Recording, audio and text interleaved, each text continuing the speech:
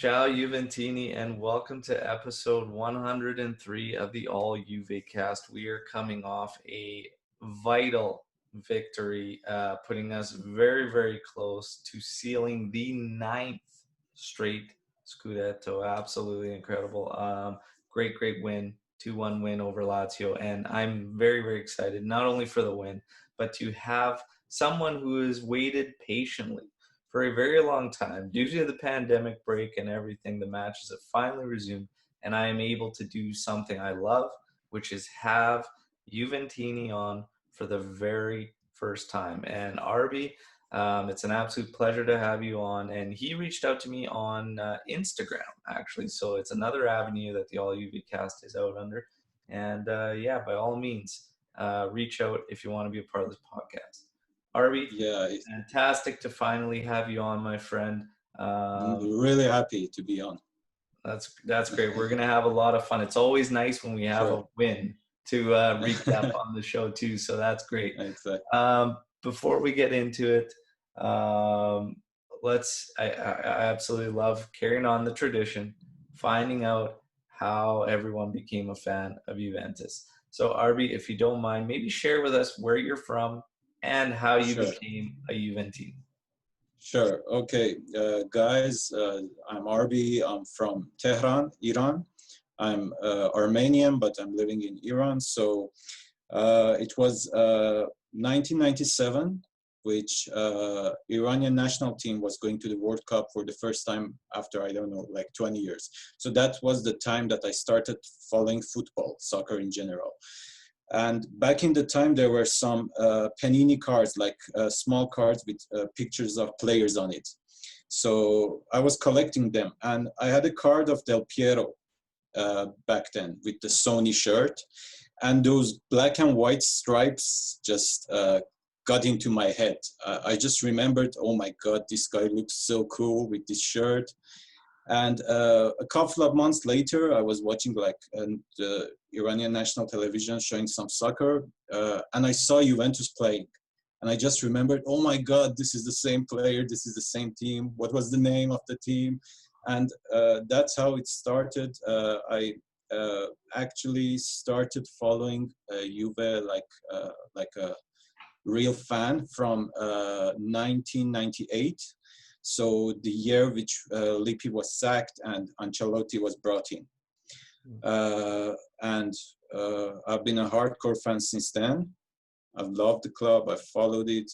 I think in the last 10, 12 years, I've not missed a single match. So it started in 98 with a small childhood dream. That's awesome. And that's, yeah, like I say, not missing a match over that long is something very, very difficult to do. Life gets in the way sometimes, but that's amazing. Great supporter, and we're gonna have a lot of fun because you know you've been a fan for so long. I'm sure you'll be able to speak to some memories from the past and how you feel about the current club and whatnot. Sure. This will be great. But yeah, let's get through the match before we get to the extras, and let's start off with those starting lineups because, as always, you know, we can get into a bit of a frenzy, a little bit worked up as we see these lineups. I mean, I did as well, but we'll get into it. Our starting lineup was Szczesny in goal, Quadrado on the right, De Ligt, Bonucci in the middle. So they healed up because we know that there was some issues with all our center backs other than Rugani. And then we have Alexandro on the left. In the middle of the park, we had Rabiot, Bentancur, and Ramsey. And up top, we had Ronaldo, Higuain, and Costa. Now, when I saw this initial lineup, I thought immediately, how is Dybala not in this lineup for this crucial match? And, you know, it's crazy. Obviously, when the match came, we saw that Higuain wasn't there and Dybala was in fact starting. But prior to that, you know, you had a lot of fans that were trying to give logical explanations, because Sarri's under the gun and they're just like, no, this is why he wants to play Higuain. This is why. And then you have those always positive Juventini that are like, no, the Yeah. Mist knows what he's doing, like there's going to be a reason. It's because of this and because of that. For me, you play the percentages. And the way Dybala has played this season, in my You opinion, cannot sit him out.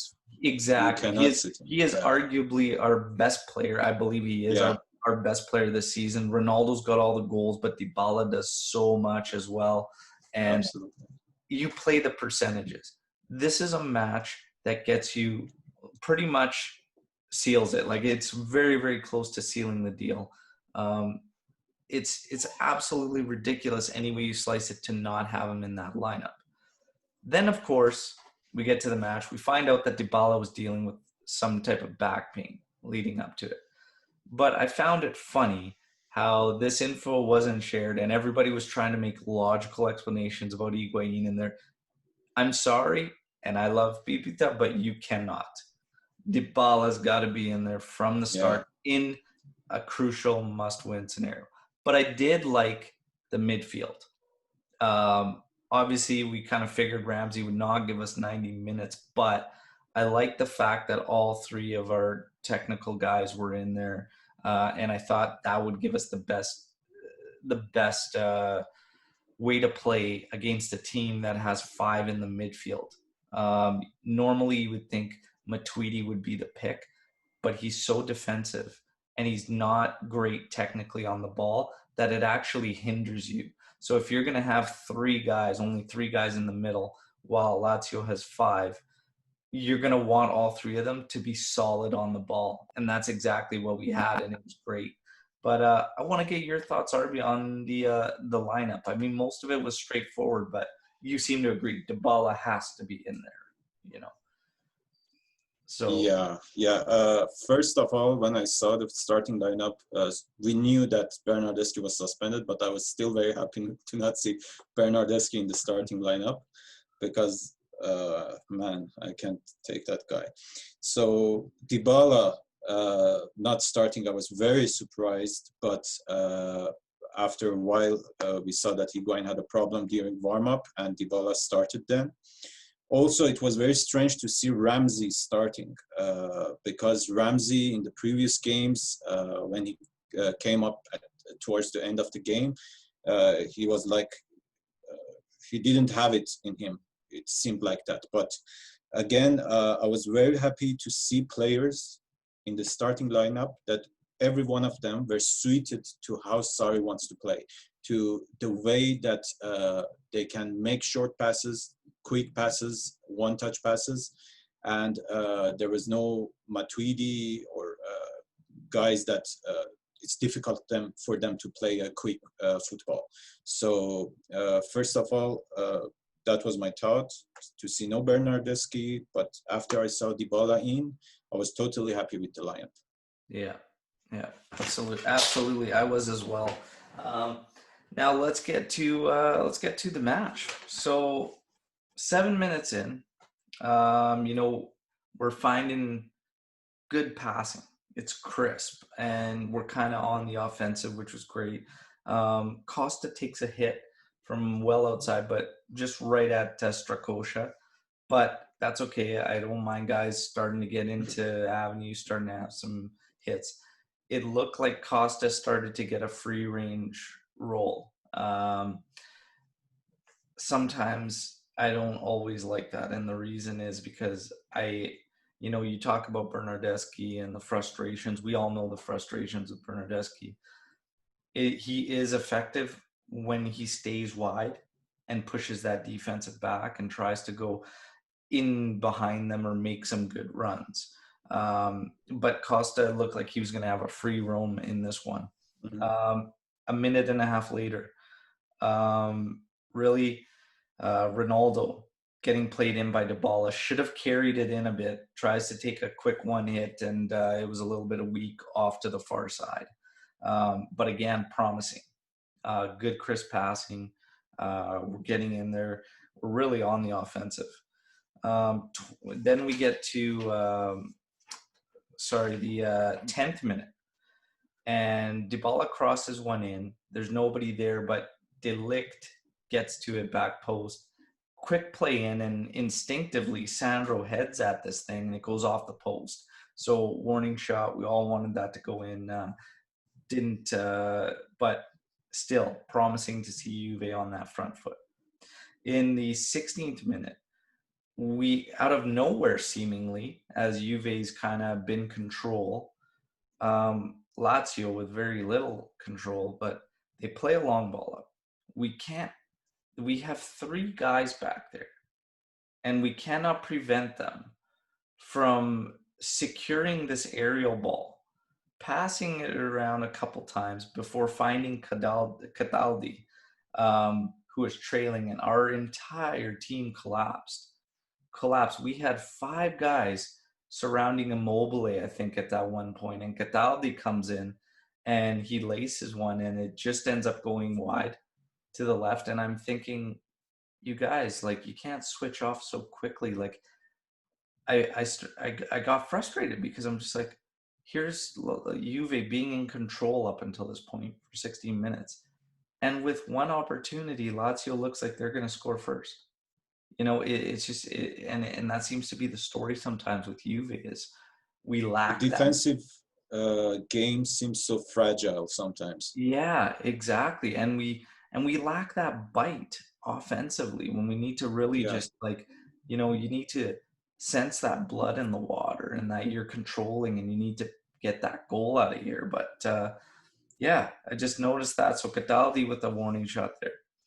In the 20th minute, we actually have a really great sequence of play.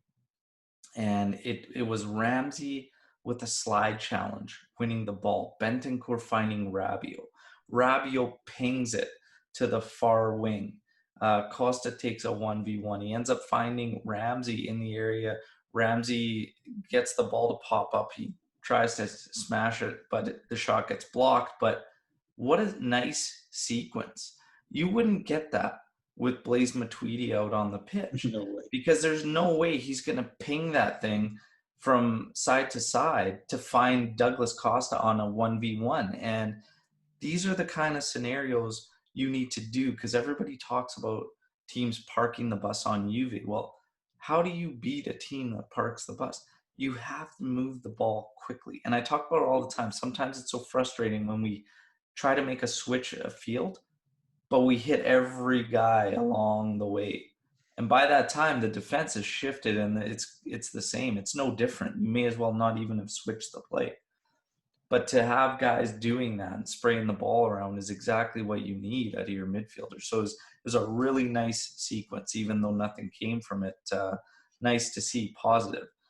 In the 21st minute, Ronaldo goes up for a header, and it's just a bit too high for him, but Bonucci was on the back post alone. And man, I made a little joke about it on La Panchina, and I said, well, Bonucci probably called him off of it, but it's very hard to hear some hissing during gameplay.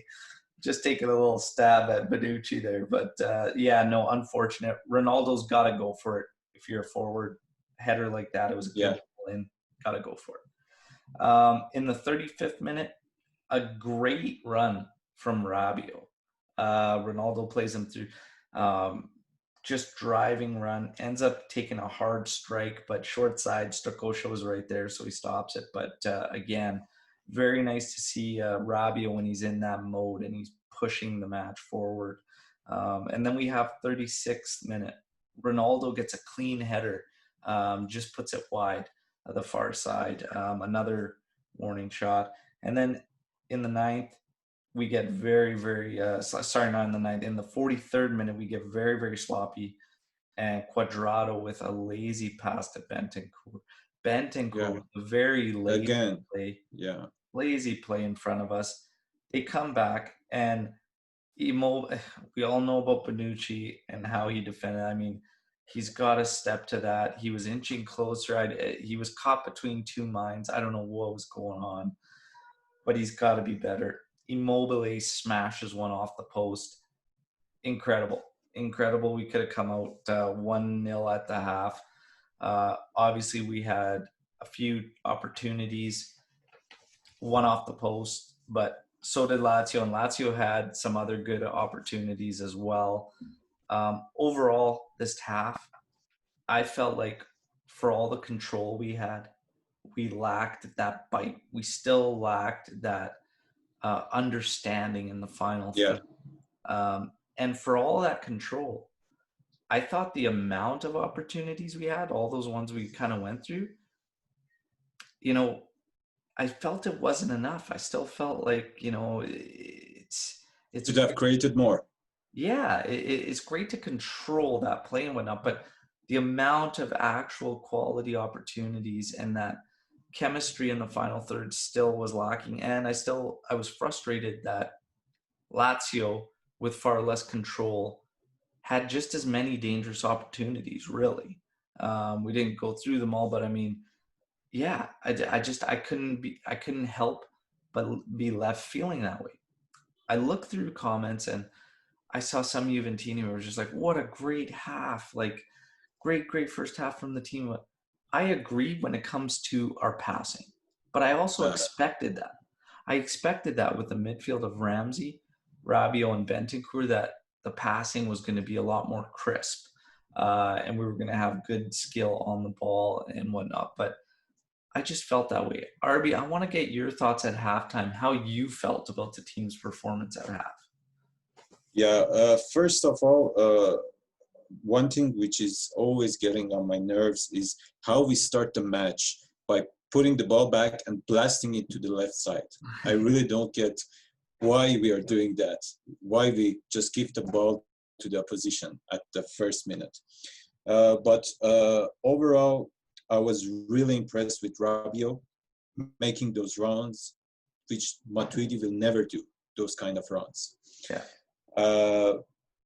Also, the quick passing, all the players which were in, they were capable of making quick runs, quick passing, and they were much suited to what Sarri wants from them. Also, as same as you, I was expecting more chances.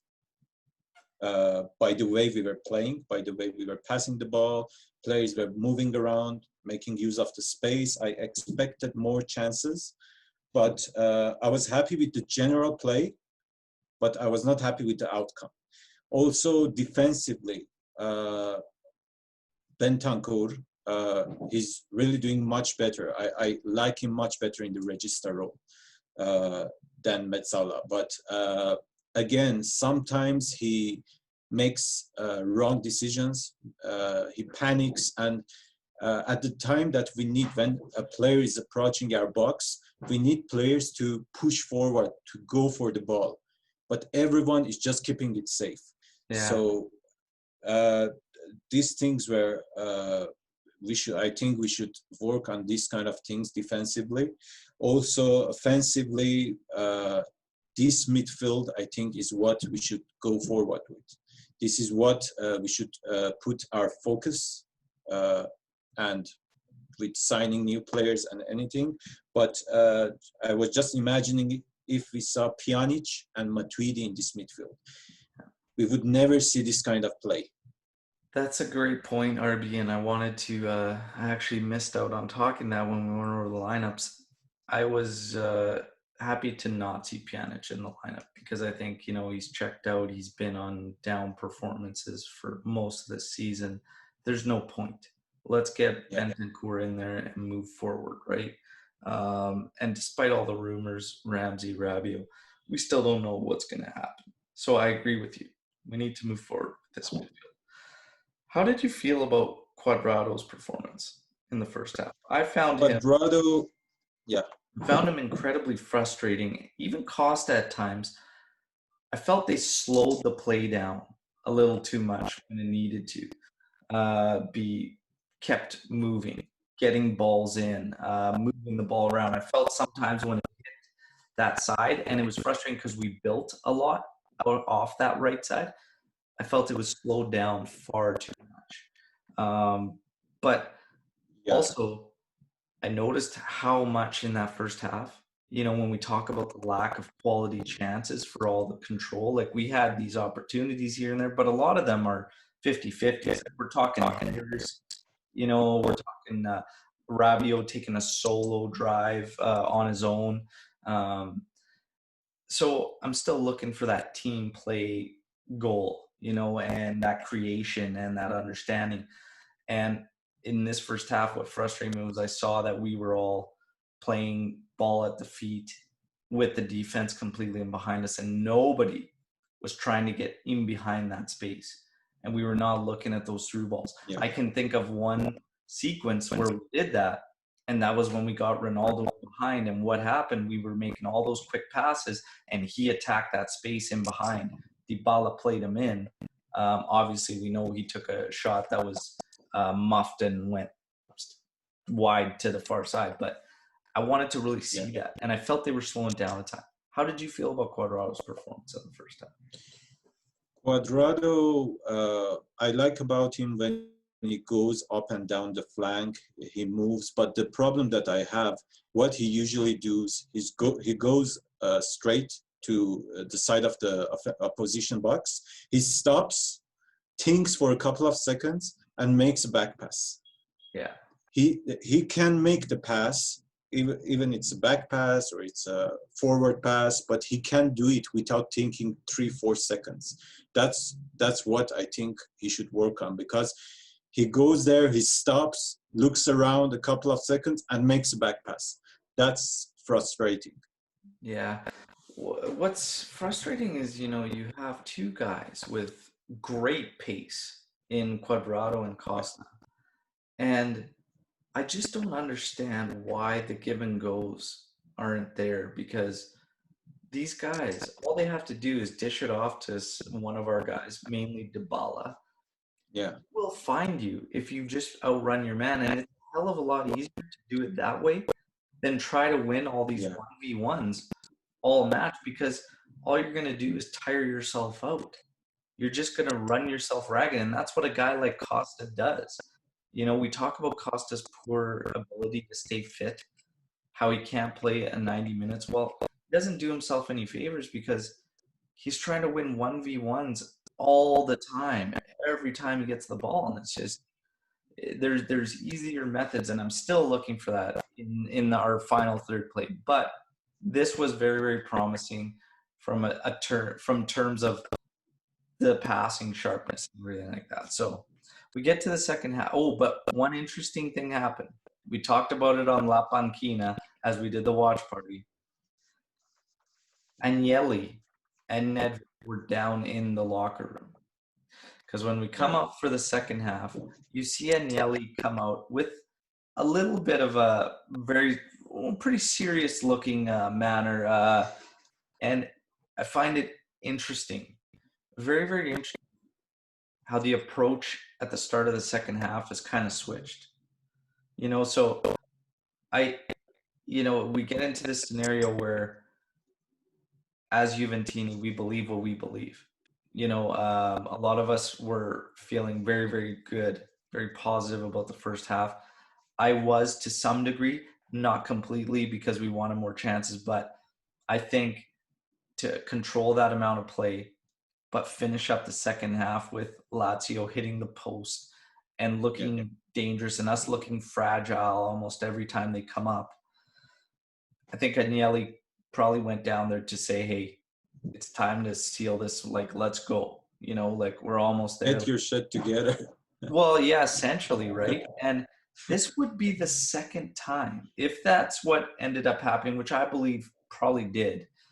This would be the second time Sarri has needed other people to Someone from come higher in management. and have Yeah. these discussions, because we know Chiellini, Buffon, and Bonucci have, and now is rumored to believe that Agnelli was down there saying something. It's strange, because when's the last time you can think of, Arbi? You've watched every game for the past 10 billion.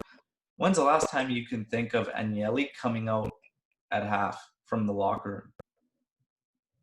I Not can't. many times. I I don't can't remember. think of Yeah. one for Yeah. I couldn't tell you because that's how long it's been. So it was very, very interesting. And I'd be curious what was said. But immediately at the start of the second half, uh, we look switched on. Different than the first. Different than the first because we're everybody's on. Dybala works in the 45th minute. He takes a shot, and Ronaldo's fighting for it. In there between defender and keeper, he almost from the ground gets this ball Yeah. to, and it gets cleared off the line by Lazzari. 2 minutes later, another great run by Rabiot. Dybala playing him in. What did I say we had to do? Attack space, get in behind the defense. I was challenged by someone on Twitter because they said, "How can you do that when a team parks the bus?" You have to do it. You have to do it regardless because you're still at least keeping them honest and continuously backing them off. So what did Rabiot do? What happened was Dybala comes in to show for the ball, whether it's Dybala, Costa, uh, Ronaldo. When they show, one of those midfielders goes because Yeah. Dybala essentially brought in two defenders, a midfielder and a defender, and Rabiot went the second that happened. You have to do these types of things because what it's going to do overall is keep them honest. They're going to think twice. They're going to keep backing up. All this time we get frustrated with Juve, how they back up and back up and back up. Now other teams are going to do that. Yeah. So it was a great play, great run by Rabiot. Dybala plays him in. With the ensuing pressure, we get a PK from a handball from an absolute rocket of a shot from Ronaldo that gets played out to him. And yeah, CR7 steps up and does what CR7 has to do for us. Okay, 1-0, great. We got the goal we needed. Now, what happens from Juve? Let's keep going. And we do. Keep the pressure. Keep going. Yeah. In the 53rd minute, we get a great pressure from Ronaldo and Dybala. And they cause a 2-0 from half. They're both in clear. Dybala waits to the very last second, slots it over to Ronaldo, 2-0. Let's go. And that's like me playing FIFA on that one, Arbi. That's like a FIFA goal right there. Video game. Great goal. But Yeah. here's the dreaded 2-0 lead that we've had to deal with. And would we be able to? I was absolutely thinking the same at the time. When we went 2-0 up, I said, okay, get ready for 2 or 3 goals getting in our way. Well, let's just stop the complacency. So let's see what ends up happening. So yeah, great goal. We're up 2-0. This is where we need to be, but let's get things done. In the 56th minute, 3 minutes later, you have Costa taken out for Danilo. So Danilo moved in and Cuadrado slid forward to the wing. Honestly, something we all could have predicted with Bernardeschi being out with the suspension whatnot, right? So pretty standard. And then Aaron Ramsey coming out, Matuidi coming in. I'm okay with it just because we want to keep Ramsey fit, especially after what he showed he can provide in this one, making good runs with the quick passing and the technical ability. So let's keep him fit. We've got a 2-goal lead. You get Blaze in. At least Matuidi's got good legs and energy. So hopefully just win the ball back for us. In the 62nd minute, Ronaldo gets a free header and puts it right at Strakosha, and you could see the frustration all over him. That's got to be hat-trick. And right away, I'm thinking in this one, so you know how we were talking first half to second half, and we talk about Agnelli coming out of the locker room. We've already generated more quality opportunities than we did in the first half. In the first half in its entirety, we have already, in the 62nd minute with this chance, created as many quality opportunities. And that's what I mean, with when sometimes we have differences in opinions, but everybody was feeling so great from the first half. This is what I was looking for, what we saw in the second half. Everybody switched on, and and attacking space and making the passes without that extra touch or extra second of thinking about it. They were moving it way quicker, and everybody's sense of urgency was there. And that's why I have a feeling, and Neil said something, because the sense of urgency picked up. And that's the only way I could the put grinta, because what we have seen missing is the grinta from the players, which we expect from Juventus players to have. We started to see some grinta in the second half. Yeah. 65th minute, Ronaldo again, Bentancur wins a great ball for us. Ronaldo finds Dybala. Dybala beats his man with ease and puts a beautiful cross in, and Ronaldo goes off the bar, and I'm thinking, my God. Yeah. But this is what we need to see. This is what we were waiting for, like actually taking it to them, not just controlling the play, but actually dominating, and taking it to the opposition. And then 71st minute, Bonucci plays a great ball to Dybala. Great first touch. And this is what I mean. Being on their back line, pushing them, trying to get in behind them. This is how you break these teams down. And what a great ball. Great touch by Dybala. Should have finished. Was unlucky on the finish. He was trying to come back short side. Strakosha obviously stopped it. He should have aimed for the top left. So far post. He wanted him to go far post. Yeah, trying to come back short side. Unfortunate, because that play deserved a goal. We deserved another one too for how we were pressing, how we were playing. And then 81st minute, and here we go. We get a brain fart. A relatively nothing ball from a Arbi played over the top. Immobile chasing. This was an absolute shit show from Bonucci and Szczesny. No communication. Exactly. Bonucci begins to shield off Immobile. He stops, and then he's frustrated. Obviously, he ends up kicking Immobile, trying to get to the ball. Szczesny was taking a couple steps out and then stopped. This is tough. I understand everybody's thoughts on Bonucci, and sometimes it leads us to believe one way, but he should have done better. He could have easily headed it back. But not only that, as a goalkeeper, it is your duty to take command in that situation and either yell for the clearance, call it for, hey, tap it back, or yell that you're coming out. You need to take command in that scenario. Bonucci put his arms up. He looked frustrated. I don't think Szczesny made the right call. I don't think, maybe he didn't make a call. Yeah, me too. Between the two of them, between your center back and your keeper, Szczesny in this case, you have to communicate much, much better, especially in the 81st minute when you're up 2-0 in a crucial match. That's the part that frustrates me the most, is these continuous mental lapses at the back. Yeah.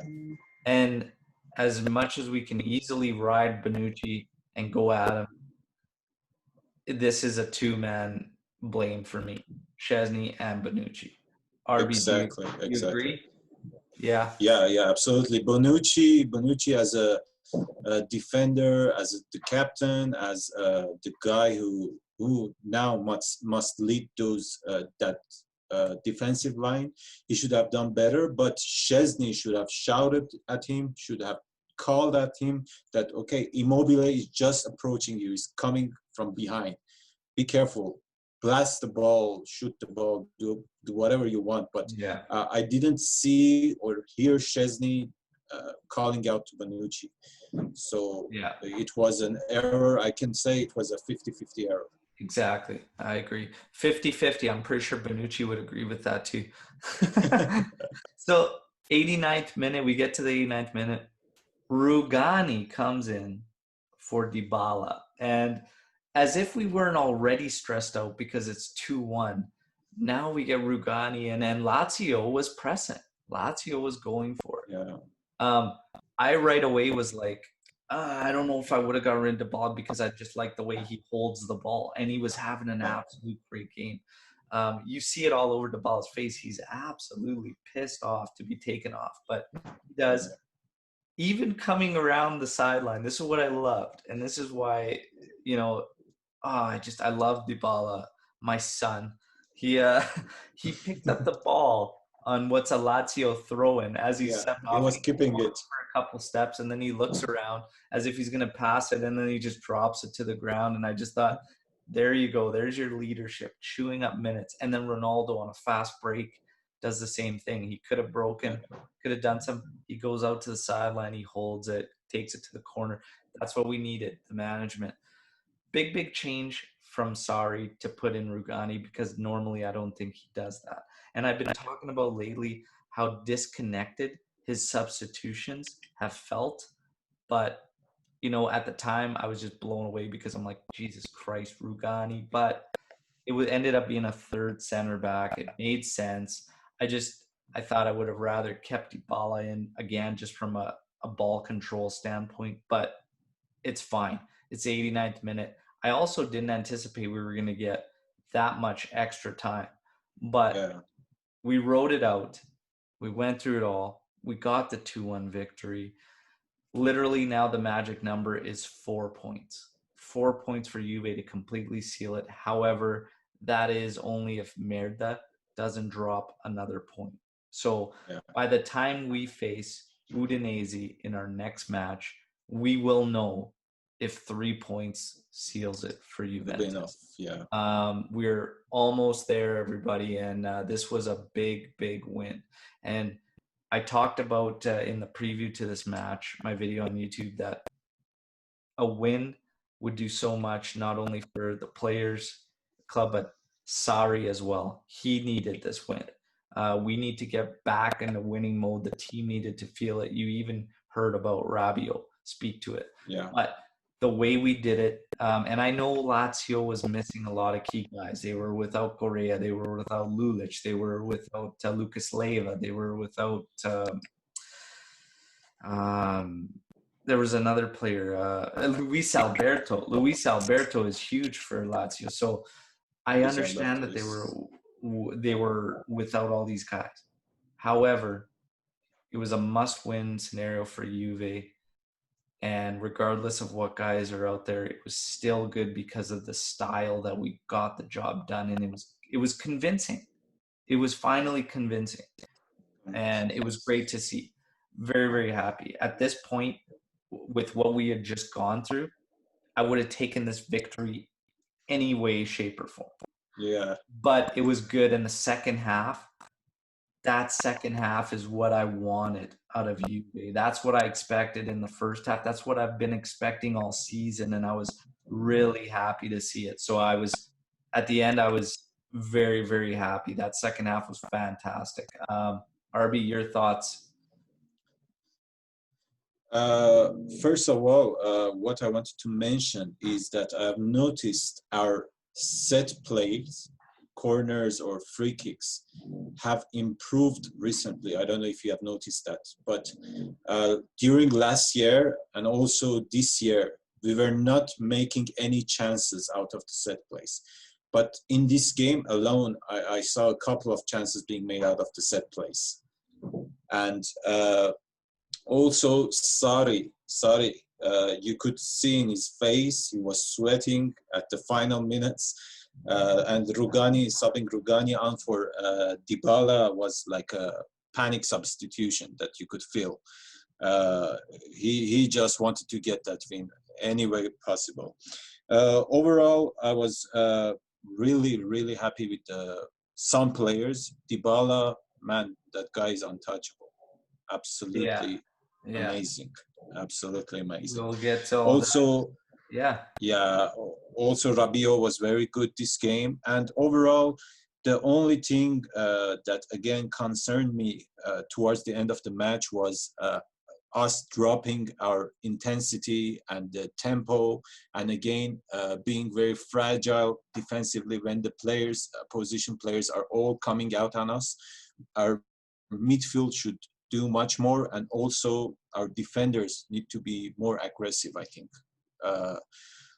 But overall, I was really happy. I just wanted to win, man. Yeah, Whatever way it was coming, I just wanted to win.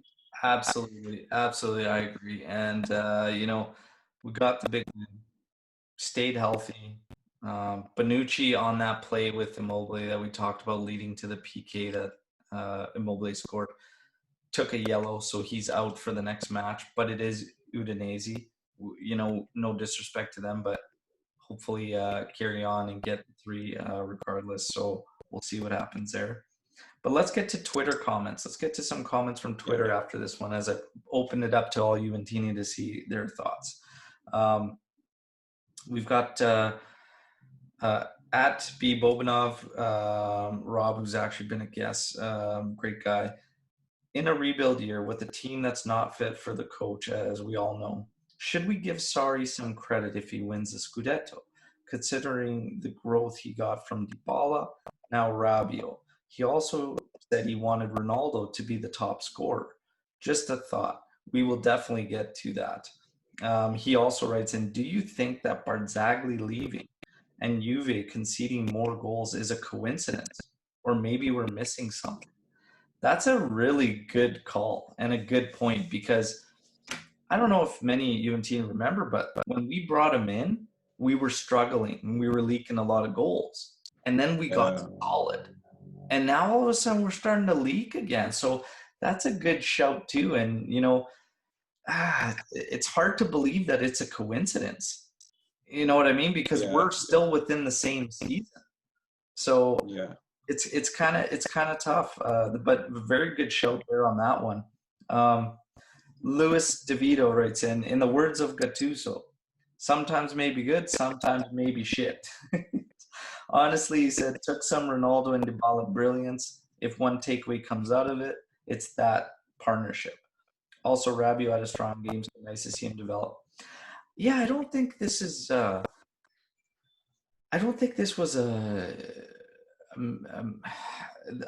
game that took Ronaldo and Dybala brilliance, because it was actually the partnership. Yeah, it was fantastic, but that second half out of Juve at the start was, like I said, incredible. It was an incredible push, and you felt the urgency. And I think in the first half, that's all that was lacking. We had the control, we had the ball possession, we had the crisp passing. We had a couple guys that were slowing it down too much when they shouldn't be. We had a little bit of lack of understanding in the final third, and then we just had that urgency that wasn't there. So I don't think it was really all just about the individual brilliance. I still see it as a solid performance overall. Overall, yeah. Eric Esternio Gibbs, he writes, I still don't see it. I haven't seen us score from good ball movement, a good offensive creativity. I'm ecstatic we won, but a poor handball and a forced error. We still lack very much. So in the offensive attacking phase was still no real direction. Yeah. But however, could you really say that if Ronaldo buries one of those clean headers in the second half, Dybala buries that goal from Bonucci's long ball there? Those are all open play scenarios. Ramsey had an opportunity to slide one across to Ronaldo, who was all alone, but he took an extra touch. Yeah. If these go in, we're not even talking about the handball or the forced error. Offensively, I think we are doing much better than last season. Dybala is the way Dybala is being used. Sorry, how he's utilizing his Dybala or Ronaldo scoring. I can understand if people say that, okay, you had so many penalties or handballs or anything, but again, I think we are doing much better. This game was a lot better. Especially, like I say, this second half is the Juve I expect consistently. That's the Juve I expect to see consistently. We just haven't been getting it. So we'll see what happens here. At Turin Tactician writes in, I am more happy that Bonucci is out for the next game than us winning. I expected a tie before the game began. Wow, that's funny. I don't know if I'm happier about that than the win, but that's interesting. Dean Massaro writes, still not fully there. When foot is on their throats, you do not let off. It seems to be the case, especially recently. But the Ronaldo Dybala connection is beautiful. Magic, man. Yeah, at Juventus for life, Nunes writes, the team finally had some grinta in their spirit. Almost lost focus like they have been doing as of late, but pulled it together and won us Scudetto. And then we've got another fan, Iskander. Every time it worries me that we sit back and relax after leading. We've got Juvestinian writing, better, but still not enough movement off the ball when Dybala absolutely destroyed the D on the baseline. Nobody made a run towards goal. These are all good points. Ivan Baldaccioni writes, crisp, accurate passing, better mental strength for most of the game, which is not a given after playing in tough conditions with short rest between matches. Bonucci needs to stop turning his back when defending. Kaliji the Rebel writes, Rabiot, Bentancur, Ramsey, the best midfield trio. Benta adds composure and confidence in front of the fence. Rabiot is so physically strong, defensively good and solid on the ball. Ramsey does so good defensively, and also his runs creating spaces for CR7 and Dybala are fire. We talked about the midfield. That is our best midfield currently, for sure. You talked about it, Arbi. That's got to be what we need to finish the season and go into champions with, for sure. That would be my play. Exactly, yeah. That return match against Lyon. Let's see what happens these next few matches, but let this group, Rabiot, Bentancur, and Ramsey, build off that. And let's go with that. But that's it for the Twitter comments. A lot of great stuff in there, but yeah, I mean, we still have a lot of fans feeling the same. Scared that we're gonna have this letdown continuously.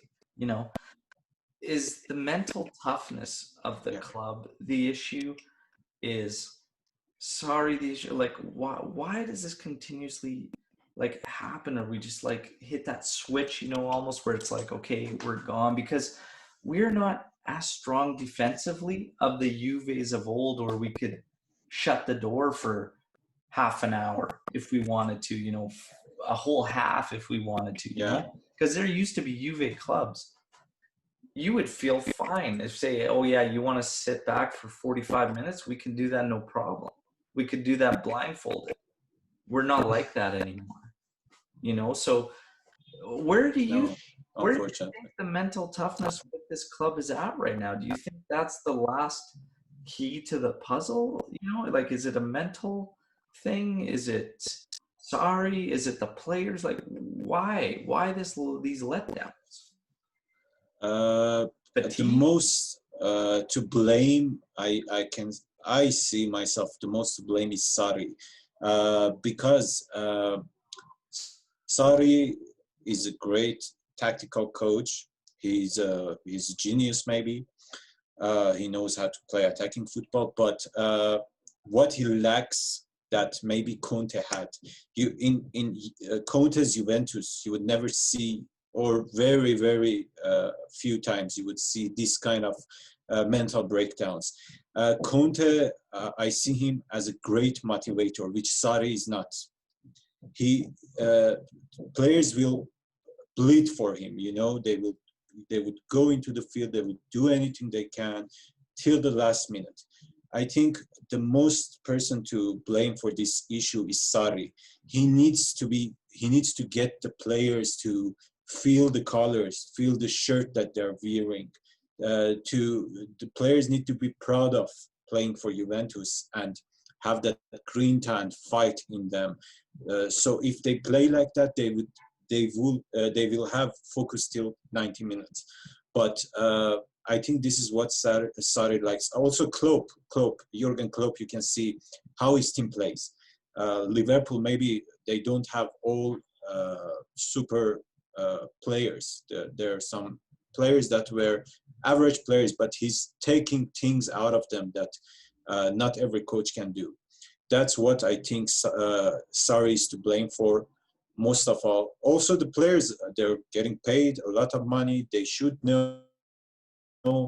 They should fight for until the last minute. But mental weakness, mental lapses that we see from Juventus, I think Sarri should be able to fix it. And also, there needs to be a push from management, from Agnelli, to let the players know that they're playing for Juventus, and let Sarri know that, okay, now you are the coach of Juventus.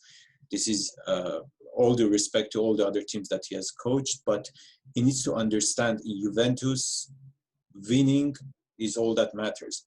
Not that he comes and says, okay, a couple of months ago he had a press conference and said, these players are used to winning, they're tired of winning, something like that he said during the press conference when he was saying that Scudetto is not very motivating for the players anymore.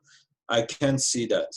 I think he is the one who should be able to get these players motivated. Yeah, I mean, he's said some ridiculous things. We all know about the loss to Napoli, and then saying, well, I'm happy at least for them. Ridiculous things. Talking about, I cannot get the players to understand the importance of moving the ball quickly. That is literally your job. So you're essentially saying with that line, Yeah. I can't do my job. Because it's your job to get them to understand that importance, to drive it through what they need to do. This match right here, especially the second half, was the most influence of Sarri I've seen when it came to the passing, pinging the ball around, like just quick movements. It wasn't all the way there, but it's what you would expect later on in a season of his first year being at the club. But you talk about Sarri being a great tactician and whatnot. Do you really feel that way? I feel like he's not flexible. I feel like it's just, this is what I have. This is what I put on the table. There's nothing else. I feel that way from Sarri. So, it's kind of interesting because you said, like, yeah, maybe a genius and whatnot. I think I feel that he has very good ideas of football. He has his ideas in place, which he has built through the years that he has coached different teams. But what you say is also true. I don't think he's a very good game reader. During the game, he doesn't have many solutions when he hits a problem. Yes, Also, that is very well true. put. Game management is one we've criticized him, especially as of late. Game management, and sometimes his substitutions are disconnected, I feel, from the match. If you're watching the match, I'm just like, why is that the change? So yeah, very, very good points. Keeping on Sarri, I'm going to ask you a question, Arbi. Is winning the Scudetto enough to keep Sarri? Absolutely not. It's we cannot say if we win the Scudetto, okay, done, we should keep Sarri. Keeping Sarri has, I think, different perspectives. First of all, winning the Scudetto and also the match against Lyon is very important. A personal opinion. We should be able to beat Lyon and go through the next round. And if, hopefully we'll go all the way, but if we get out of the Champions League, we should get out in a way that we have played a great game. We did our all, we did our best, but the opponent was better. Okay, so I can accept that. If the opponent is better, we did our all, we got out of the Champions League, that's okay. I will accept, okay, we won the Scudetto, we are out of the Champions League, but we played a great game against, I don't know, Real Madrid, Man City, or if we go through against Bayern or Barcelona. Getting out like that would be acceptable. But just getting out against Lyon and winning the Scudetto, no, absolutely not. And also, it will depend on who will be available. You know, if we are to get rid of Sarri, and I don't know, there's no one much better available. Maybe it would be better to give Sarri another year and give him some players that can match his ideas better. Yeah. But just winning the Scudetto, no. Yeah, that's very, very well put, Arbi, and I tend to agree with you because I think it needs to be more. I think it needs to be the progress and, this that we've just seen recently, with this match in Lazio, can we Yeah. see that now to finish off the season consistently? If we Yeah. don't, and it goes back to broken, incoherent play, then maybe not, because there's also other issues. We talk about Agnelli coming in the locker room at half. You talk about his man management, the game management, all these other issues that we've kind of faced. I don't know.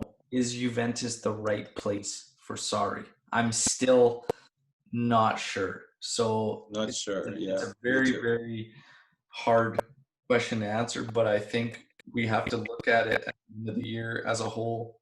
Interesting enough, rumors coming out about Pochettino and Juve having a discussion with his entourage. I would be all over that personally.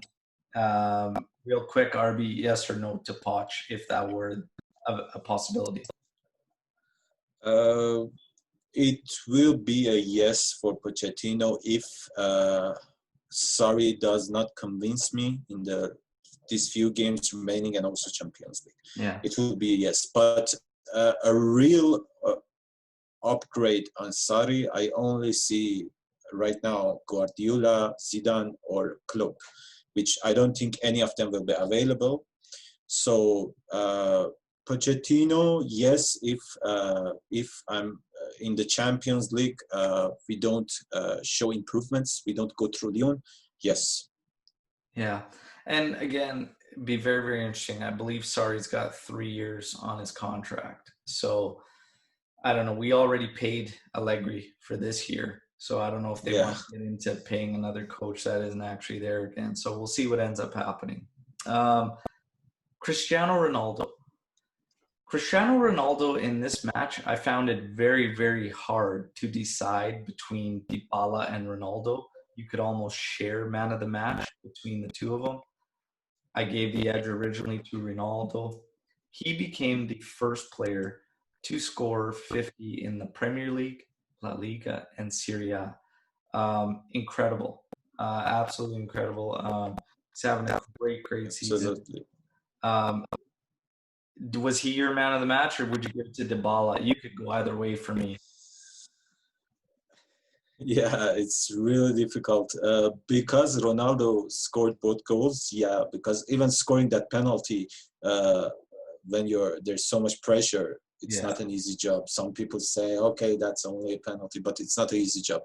But Ronaldo, yes, man of the match because he scored the goals. But Dybala, man, this guy is beautiful. He plays beautiful. Dybala, I think.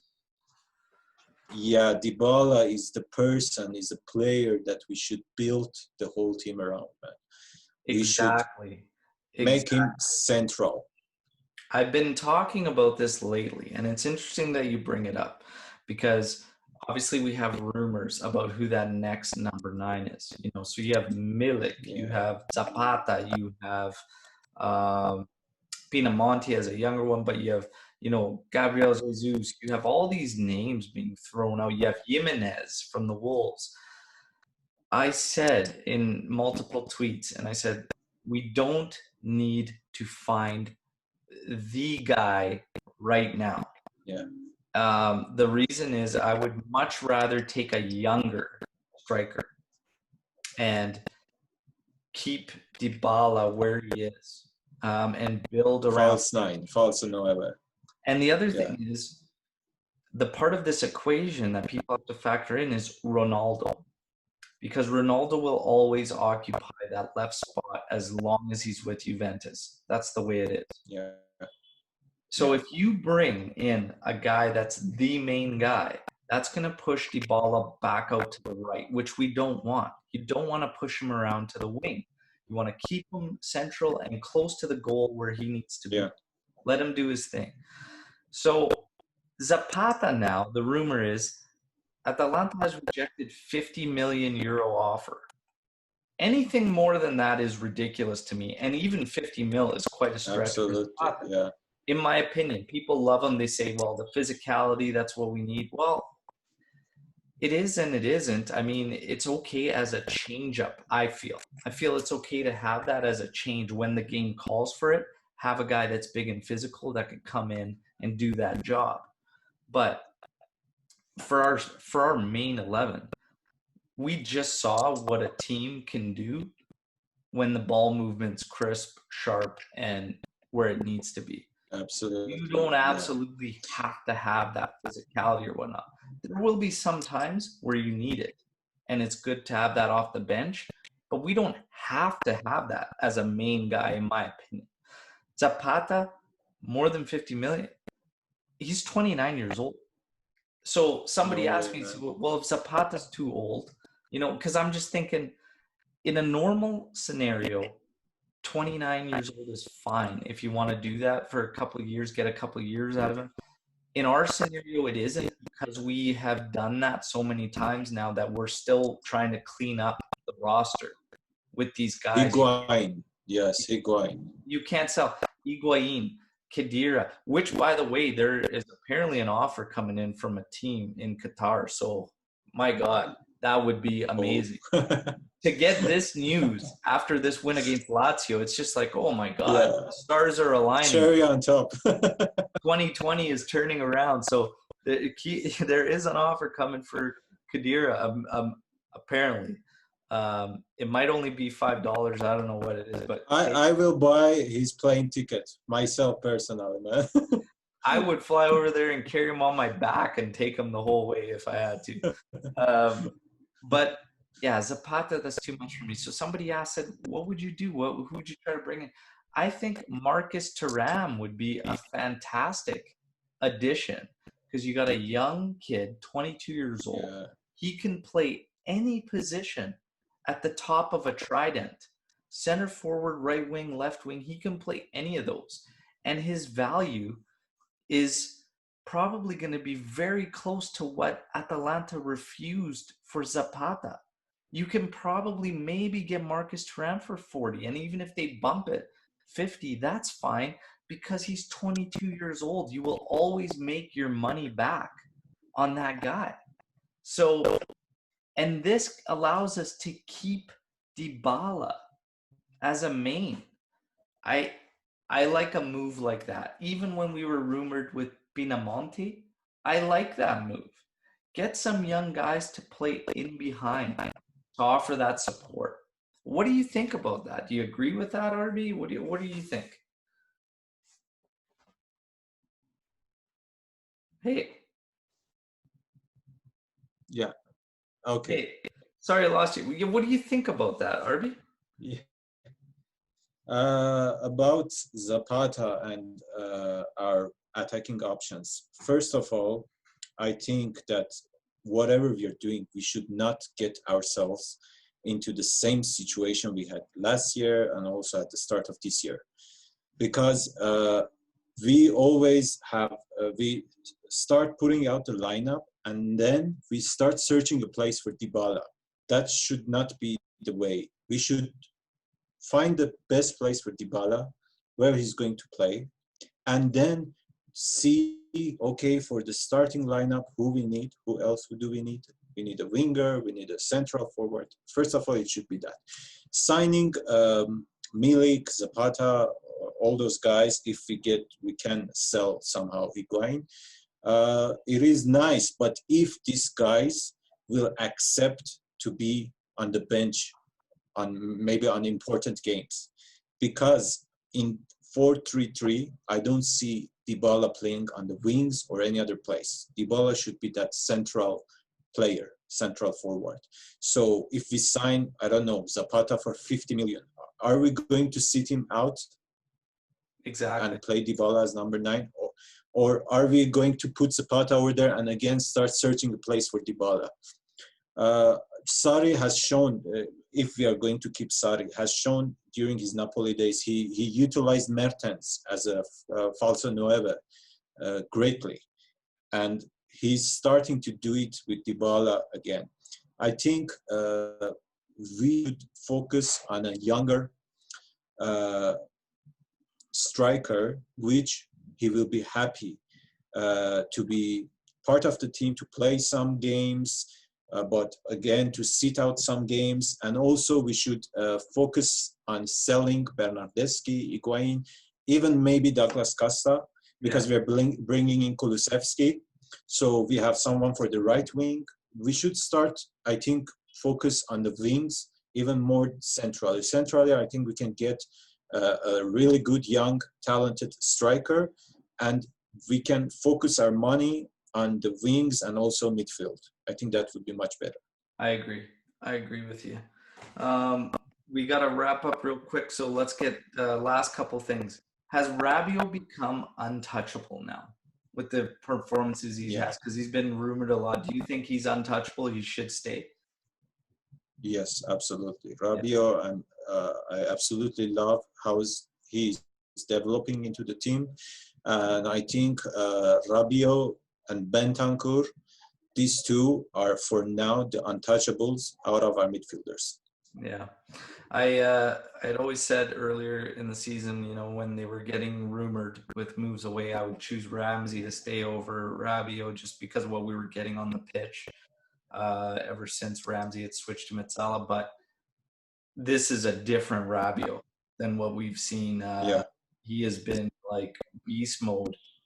I was wrong. If this was the Rabiot I would have again, it wouldn't even be close. But I think Rabiot, I think he's very, very close to sealing his spot on this club, you know, and not being part of any deals. It would have to be a hell of a deal, in my opinion, to get this guy to move away with what he's showing us right now. Very, very good from Rabiot. I want to finish with, before we get to some fun stuff to finish up, Antonio Conte. A lot of fans want his star removed. I real quick just want to get your take on that. Should his star be removed from the stadium?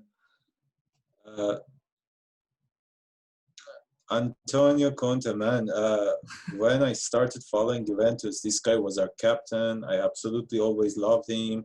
Then he retired. The captaincy was passed on to Del Piero. Again, he was the person who started this revolution in our team. Not only him, but he was the coach. He gave great motivation to the team. Those 3 years were magical. I'm not a person to hold grudges, so I hated when he went to Merda. I couldn't believe. I told, okay, go to any team in the world, but not Inter Milan, to Merda. I'm very.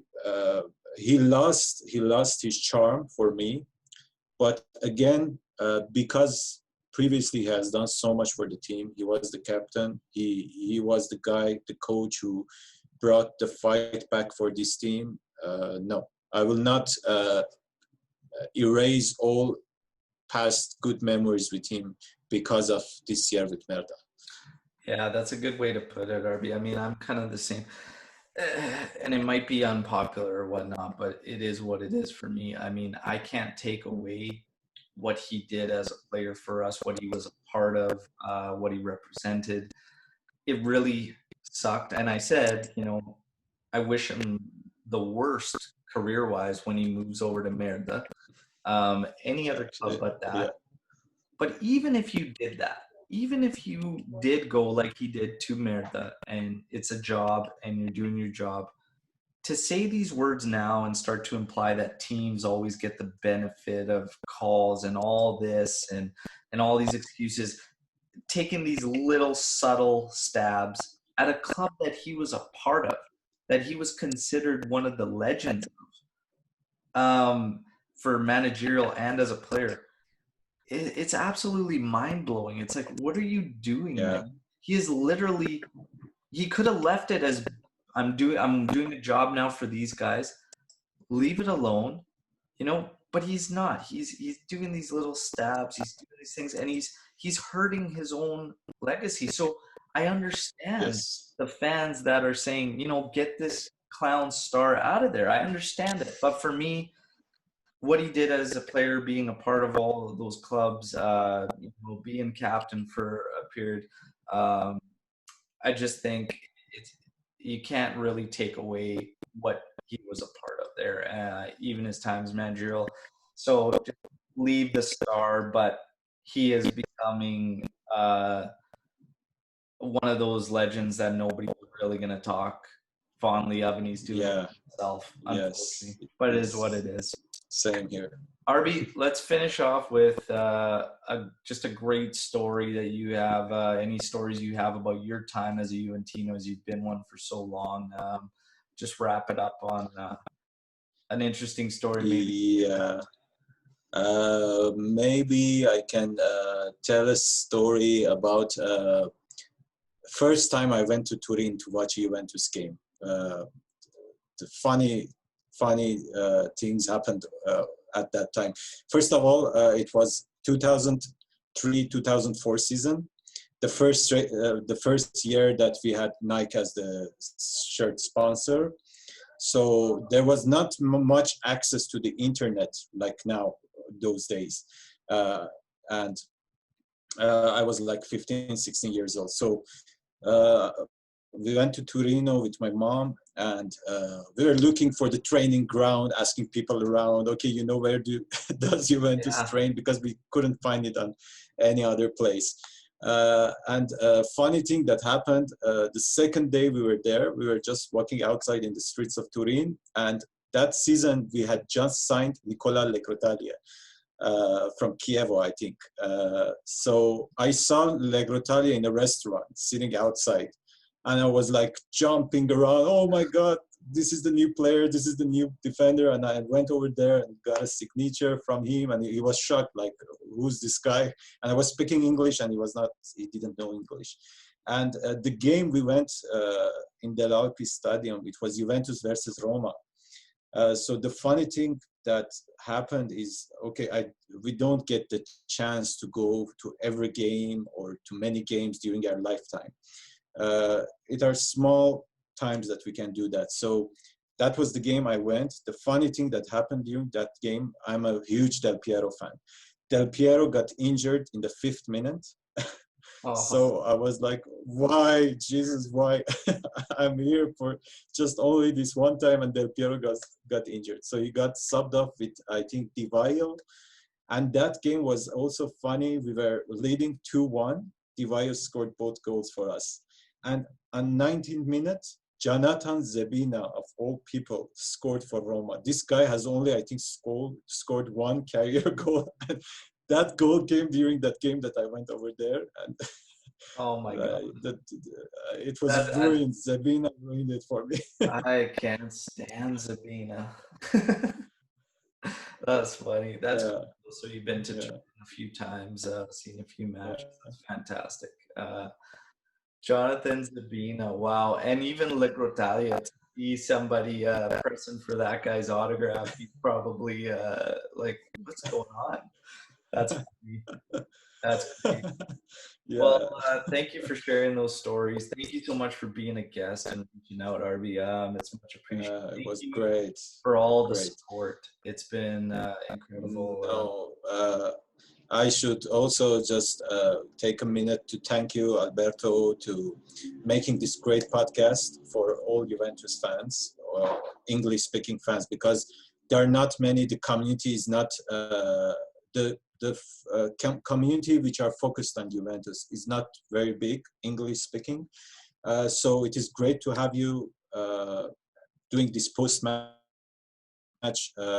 reviews and discussions, because myself, after the game, I'm just waiting for your podcast to release to to see other people's opinion on what I'm taking, and also your opinion on what the game, how it went, and it's really enjoyable. So thank you for doing it. Keep up the good work. Well, thank you very much for the kind words, man. Yeah, I enjoy it and I love it for all the same reasons. I love hearing everyone's opinion. I love the stories. I love hearing how people became Juventinian. Yours is the first time that Panini cards came into play, which is Yeah. it's cool. I've heard it all. I've heard video games. I've heard seeing a jersey in a shop Yeah. window. All sorts of things. So it's really, really great. Thank you again for all the support, Thank you. kind words. And yeah, we are getting very, very close to that 9th straight. So I cannot wait to celebrate with all of you. Hopefully we get the job done sooner rather than later. And then we can focus on Lyon and going after that big-eared bastard of a trophy that we need. But thanks again. We will be back with another post-match. And obviously stay tuned to YouTube because I'm doing match day previews and predictions. And we have 2 winners of a Striped Hearts giveaway that get to pick their shirts as Juventus won against Lazio. And we had a player score a brace. So everyone could thank Cristiano Ronaldo. The winners were announced on Twitter. I will be putting those packages together for you shortly. We'll talk to you all after the match against Udinese. Everybody, let's celebrate until then. We're so close. As always, Forza Juve, fino alla fine. Ciao. Ciao.